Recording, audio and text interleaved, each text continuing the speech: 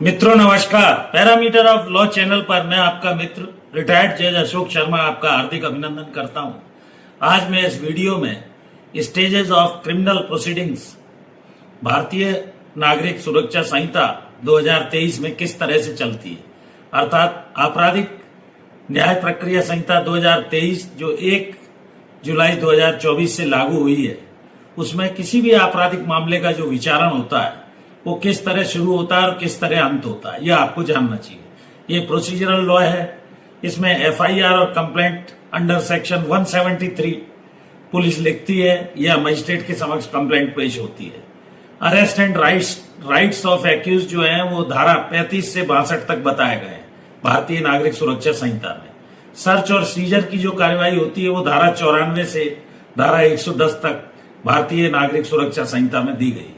Forensic जो investigation है वो धारा 176 अंडर ब्रैकेट 3 ब्रैकेट क्लोज के अंतर्गत फॉरेंसिक इन्वेस्टिगेशन होता है।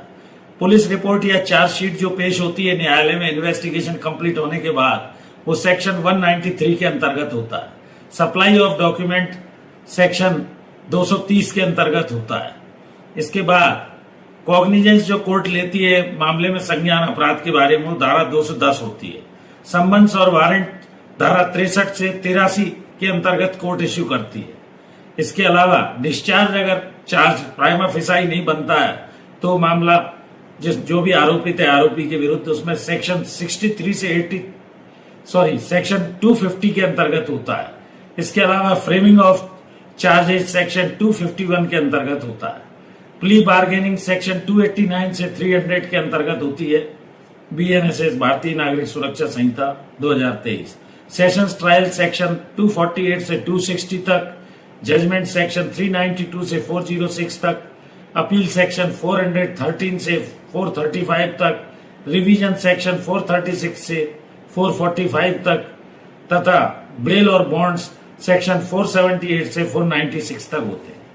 तो ये एक मैंने स्टेजेस ऑफ क्रिमिनल प्रोसीडिंग्स किसी भी आपराधिक मामले में जब न्यायालय विचारण करता है, चाहे वो मजिस्ट्रेट हो, सेशन हो, ये इसकी एक पूरी स्टेजेस होती हैं। ये आपको भारतीय नागरिक सुरक्षा संहिता जो पहले 1 अप्रैल 2024 से जो लागू 1 जुलाई 2024 से जो लागू हुई है, पहले सीआरपीसी 1973 की थी, वो भी प्रक्रिया बताती थी।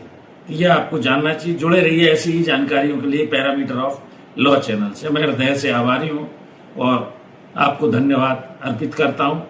सब्सक्राइबर अच्छे हैं, लगभग मेरे 4100-4200 वीडियो अपलोड हैं और लगभग करीब 96,800 के करीब सब्सक्राइबर हैं। जुड़ जाइए ऐसी जानकारी के लिए पैरामीटर ऑफ लॉ चैनल से। एक और विशेष अनुरोध, मेरी धर्मपत्नी श्रीमती अर्चना शर्मा का भी यूट्यूब पर एक चैनल अर्चना आरटीएफ के नाम से है। कृपया उस चैनल को भी देखें, उसके वीडियोस लाइक कीजिए, शेयर कीजिए और चैनल यदि सब्सक्राइब नहीं किया है चैनल सब्सक्राइब करें। इस वीडियो में यहीं तक, फिर मिलते हैं नए विषय के साथ। Thank you for watching this video. नमस्कार।